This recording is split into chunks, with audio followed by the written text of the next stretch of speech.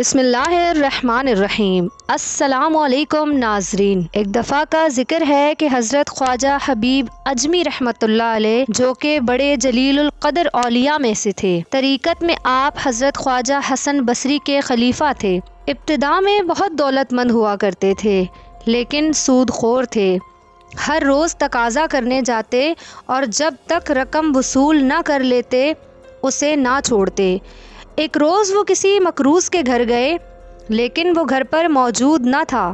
اس کی بیوی نے کہا کہ اس کے پاس قرض ادا کرنے کے لیے رقم موجود نہیں ہے، البتہ بکری ذبح کی تھی، اس کی گردن موجود ہے جو ہم نے گھر پر پکانی ہے، لیکن آپ اس عورت سے بکری کا گوشت زبردستی لے آئے اور گھر پہنچ کر اپنی بیوی سے کہا کہ یہ سود میں ملی ہے، اسے پکا لو۔ بیوی نے کہا کہ آٹا اور لکڑی بھی ختم ہو گئی ہے، اس کا بھی بندوبست کر دو۔ تو آپ دوسرے قرض داروں کے پاس گئے اور یہ چیزیں بھی سود میں لے آئے۔ جب کھانا تیار ہو گیا تو کسی سوالی نے آواز دی کہ میں بھوکا ہوں، کچھ کھانے کو دے دو۔ آپ رحمۃ اللہ علیہ نے اندر ہی سے اس سائل کو جھڑک دیا اور وہ وہیں سے واپس چلا گیا۔ جب آپ کی بیوی نے ہانڈی سے سالن نکالنا چاہا تو کیا دیکھتی ہے کہ وہ خون ہی خون ہے۔ بیوی نے حیران ہو کر شوہر کی طرف دیکھا اور کہا کہ آپ اپنی شرارتوں اور کنجوسی کا نتیجہ دیکھ لیجئے۔ خواجہ حبیب اجمی رحمۃ اللہ علیہ نے یہ ماجرا دیکھا تو حیرت زدہ ہو گئے اور اس واقعے نے آپ کی زندگی میں انقلاب برپا کر دیا۔ اسی وقت اپنے پچھلے تمام گناہوں سے توبہ کر کے اللہ سے معافی مانگی اور گھر سے باہر نکل دی۔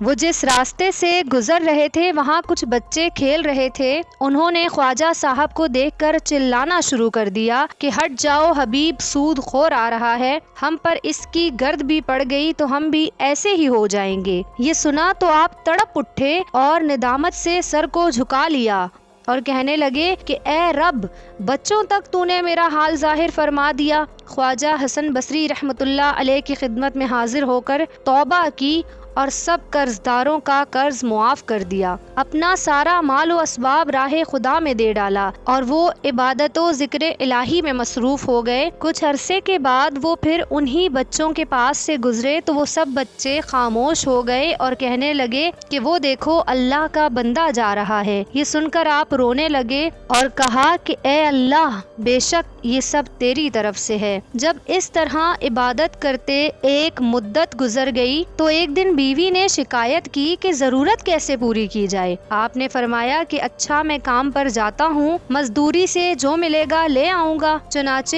آپ دن بھر گھر سے باہر رہ کر عبادت کرتے اور شام کو گھر واپس آ جاتے۔ بیوی انہیں خالی ہاتھ دیکھتی تو کہتی کہ یہ کیا معاملہ ہے؟ آپ فرماتے کہ میں کام کر رہا ہوں، جس کا کام کر رہا ہوں وہ بڑا سخی ہے، کہتا ہے کہ وقت آنے پر خود ہی اجرت دے دیا کروں گا، فکر نہ کر، لہٰذا مجھے اس سے مانگتے شرم آتی ہے۔ وہ مجھ سے کہتا ہے کہ ہر 10ویں روز تجھے مزدوری دیا کروں گا۔ چنانچہ بیوی نے 10 دن صبر کیا۔ جب آپ 10ویں روز شام کو خالی ہاتھ گھر واپس جانے لگے تو راستے میں آپ کے ذہن میں یہ خیال آیا کہ اب بیوی کو کیا جواب دوں گا۔ اسی خیال میں گھر پہنچے تو کیا دیکھتے ہیں کہ عمدہ عمدہ کھانے تیار ہیں اور بیوی آپ کو دیکھتے ہی بول اٹھی کہ یہ کس نیک بخت کا کام کر رہے ہو کہ جس نے دن رات کی اجرت اس قسم کی بھیجی اور 3000 درہم نقد بھی بھیجے ہیں، اور یہ بھی کہلایا ہے کہ کام زیادہ محنت سے کرو گے تو اجرت بھی زیادہ دوں گا۔ یہ دیکھ کر آپ کی آنکھیں اشک بار ہو گئی۔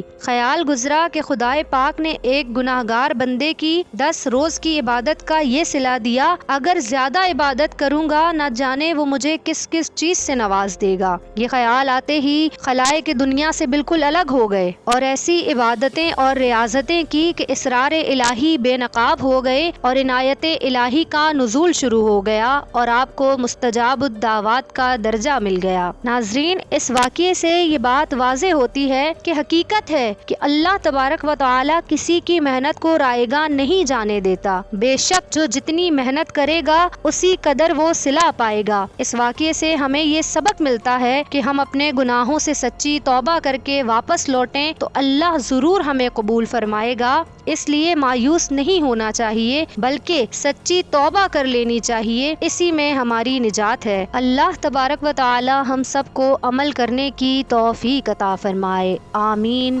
ثم آمین۔